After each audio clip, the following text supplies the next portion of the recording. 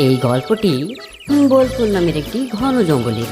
এই জঙ্গলটিকে সবাই সুন্দরবন নামে চিনে। এই ঘন জঙ্গলে অনেক ধরনের পশু পাখি একসাথে মিলেঝুলে থাকতো। আর গোলু নামের একটি হাতি নিজের পরিবারকে নিয়ে এই জঙ্গলেই থাকতো। আর গোলু হাতি অনেকটাই ভুল ছিল, ছোট বড় সমস্ত পশু পাখিদের সাথে ভালোবাসা দিয়ে কথা বলতো। আর গোলু হাতি জঙ্গলের সমস্ত পশু পাখিদের খুব সাহায্য করত। আজ অবধি জঙ্গলের কোনো পশু পাখি গোলু হাতিটাকে রাগ করতে দেখেনি। এটাই কারণ ছিল জঙ্গলের সমস্ত পশু পাখিরা গোলু হাতিটাকে খুব সম্মান করত। পরের দিন সকালে গোলুর স্ত্রী একটি হাতি সন্তানের জন্ম দিল।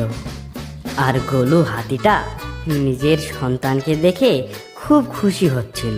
আর জঙ্গলের সমস্ত পশু পাখিরা শুভেচ্ছা দেওয়ার জন্য গোলু হাতিটার কাছে গিয়েছিল।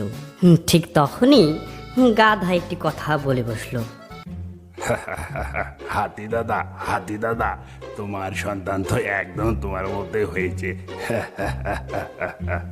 আরে গাধা ভাই, এটা আমার সন্তান, আমার মতোই তো হবে, নাকি তোমার মতো হবে? গোলু হাতিটার কথা শুনে জঙ্গলের সমস্ত পশু পাখিরা হাসাহাসি করতে লাগলো। আর বাদরটা গাধাটিকে বলল, আরে গাধা দাদা, তুমি তো সত্যি সত্যি গাধা, তবেই তো গাধার মতো কথা বললে। আর হিরণটাও বলে উঠলো, গাধা দাদা, কিছু কথা বলার আগে ভাবনা চিন্তা তো একটু করবে নাকি? গাধা সব পশু পাখিদের খোঁটা শোনার পরে ঢেচু ঢেচু করে কাঁদতে লাগলো। তো গোলু হাতিটা বলল,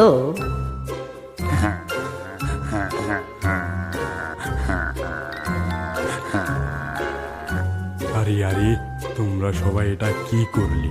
মজা করতে করতে গাধা ভাইকে কাঁদিয়ে দিলে।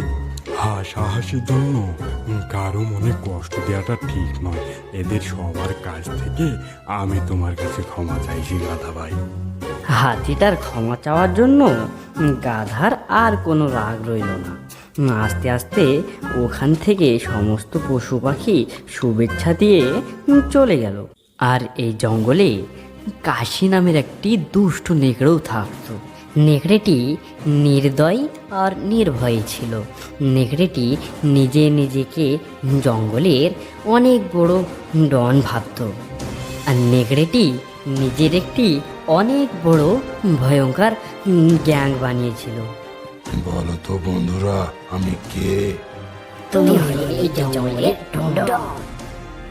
এমনি তো জঙ্গলের রাজা বাঘই ছিল, কিন্তু জঙ্গলের সমস্ত পশু পাখি বাঘকে নয়, নেকড়েটাকে দেখে ভয় পেত। নেকড়ে দল যেই রাস্তা দিয়ে যেত, ওইখানকার পশু পাখিরা ভয়ে দৌড়াদৌড়ি শুরু করত। নেকড়ে দলের যেই পশুটাকে পছন্দ হতো তাকেই মেরে খেয়ে ফেলতো। সত্য কথা তো এটাই ছিল, রাজা সিংহটাও নেকড়েটাকে দেখে অনেক ভয় পেত। একদিন সিংহটি একটি হিরণের শিকার করেছিল।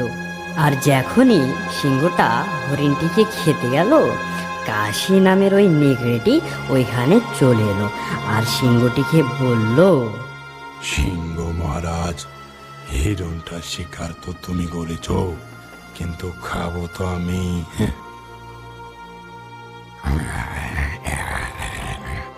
বোকা শিয়াল, তোর ক্ষমতা কিভাবে হলো আমায় এই কথাটা বলার? চুপচাপ এখান থেকে চলে যা, আমাকে রাগিয়ে ফেলিস না, নইলে একটা হাতের পাঞ্জা মেরে দেবো, তুই অমনি মরে যাবি। চলে যা। ওহো বুড়ো সিংহ, চুপচাপ শিকার আমায় দিয়ে দে, নইলে তোকে মেরে ফেলবো, আমি জঙ্গলের ডন। তখনই নেকড়েটা নিজের মুখ দিয়ে সিটি মারলো। আর নিজের গ্যাংয়ের 6টা আরো নেকড়ে ওখানে চলে এলো। আর নেকড়েটি নিজের দলকে বলল, আমার বন্ধুরা, এই বুড়ো সিংহটাকে নিজের শক্তি দেখাও, আর এর শিকারটা কেড়ে খেয়ে ফেলো। আর সব নেকড়েগুলো নিজের বসের অর্ডার পাওয়ার পরে সিংহের উপরে লাফিয়ে পড়ল। আর সিংহ আর ওদের সাথে যুদ্ধতে পারলো না আর শিকারটা ছেড়ে পালিয়ে গেল। আর নেকড়ে গ্যাং খুব মজার সাথে হিরণটিকে খেতে লাগলো। এই ঘটনাতে সিংহটি বুঝে গিয়েছিল একা ওদের সাথে যুদ্ধে পারা যাবে না। আর সেই দিনের পর নেকড়ে গ্যাং জঙ্গলে নির্ভয়ে দাদাগিরি করতে লাগলো। পরের দিন সকালে একটি মেকুর নিজের মুখে করে একটি বতক শিকার করে আসছিল আর নিজের ঘরের পানে যাচ্ছিল। আর রাস্তাতে একটি নেকড়ে বসেছিল। তখনই নেকড়েটাকে দেখতে দেখতে আস্তে আস্তে চুপি চুপি চলে যাচ্ছিল। আর তখনই নেকড়েটা বলল, এই বদমাস মেকুর, চুপচাপ কোথায় যাচ্ছিস? এইদিকে শুনে যা। তারপর মেকুরটা কাঁপা কাঁপা গলায় বলল, জি নেকড়ে দাদা, বলুন কি বলবেন। তুই জানিস তো এই জঙ্গলের দাদা আমি বসে আছি, তুই আমাকে নমস্কার না করেই চলে যাচ্ছি। তোকে তো শিক্ষা দিতে হবে। মেকুরটা ভয়ে কাঁপতে কাঁপতে বলল, আমার ভুল হয়েছে নেকড়ে দাদা, আমি আপনাকে বসে থাকতে দেখিনি। আমায় ক্ষমা করুন নেকড়ে দাদা। মাফের বদলে এই শিকার বলছি, সেই হাঁসটা আমায় দিয়ে যা, নইলে তোকে শিকার করব। আমি এই শিকারটি আমার খিদে পেটে থাকা বাচ্চার জন্য নিয়ে যাচ্ছি, তুমি নিও না।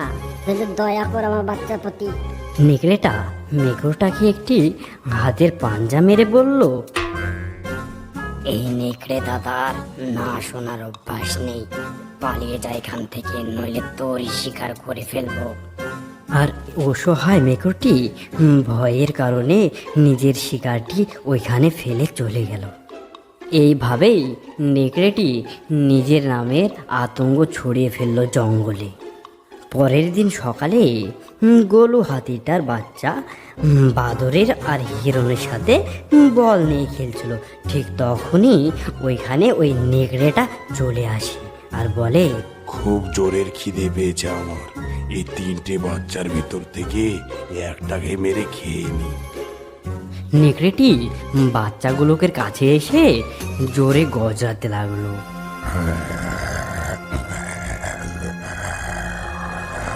বাদর আর হিরণের বাচ্চাটা ওখান থেকে পালিয়ে গেল, কিন্তু হাতির বাচ্চাটা ওখান থেকে পালিয়ে যেতে পারলো না।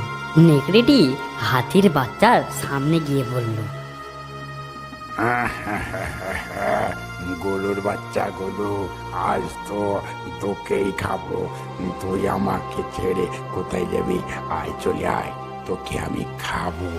আমাকে খেও না, আমি তো এখনো অনেক ছোট। এই নেকড়ে দাদা হাতে লেগে যাওয়া শিকার কোনোদিন ছাড়ে না। আর তাই বলে হাতির বাচ্চার উপরে ঝাঁপিয়ে পড়ল। আর খানিক ঝামেলা হওয়ার পরে হাতির বাচ্চার পাটা মুখ দিয়ে কামড়িয়ে ধরলো। আর হাতির বাচ্চাটি ব্যথায় চিৎকার করতে লাগলো, কেউ তো আমার সাহায্য করো, আমার নেকড়েটা খেয়ে ফেলবে, বাবা মা। কিছুক্ষণ পরে হাতির বাচ্চাটি সহ্য করতে না পেরে নিজের সুর দিয়ে নেকড়েটির মাথায় মারতে লাগলো জোরে জোরে। আর মার খেয়ে নেকড়েটি নিচে পড়ে গেল। আর সেই সুযোগে হাতির বাচ্চাটি পালাতে সক্ষম হলো। পালিয়ে গিয়ে নিজের মা আর বাবাকে সমস্ত কথা খুলে বলল। আর গোলু হাতিটা নেকড়েটার উপরে অনেক রাগান্ত হলো আর রেগে গিয়ে নেকড়েটিকে মারার জন্য গর্জন করতে থাকলো। আর খানিক পরে দৌড়তে লাগলো নেকড়েটিকে মারার জন্য। জঙ্গলের পশু পাখি আজ প্রথমবার গোলু হাতিকে রাগতে দেখলো। আর গোলু হাতি দৌড়ে গিয়ে নেকড়েটার কাছে পৌঁছে গেল আর নিজের সুর দিয়ে মারতে লাগলো। মেরে ফেললো রে, মেরে ফেললো। কোথায় তোরা সবাই? তাড়াতাড়ি আয়, আমায় মেরে ফেললো। এ পাগল হাতিটা আমায় মেরে ফেললো রে, তাড়াতাড়ি আয়। গোলু হাতিটা অনেকটা রেগে গিয়েছিল, সেই কারণে খালি মারতে লাগলো। তারপর ওখানে অনেকগুলো নেকড়ের দল চলে এলো, ওই হাতিটাকে ঘিরে ফেললো। খানিক পর গোলুর স্ত্রী অনেকগুলো হাতিকে ডেকে নিয়ে এলো, তারপরে সবাইকে একসাথে মারতে লাগলো।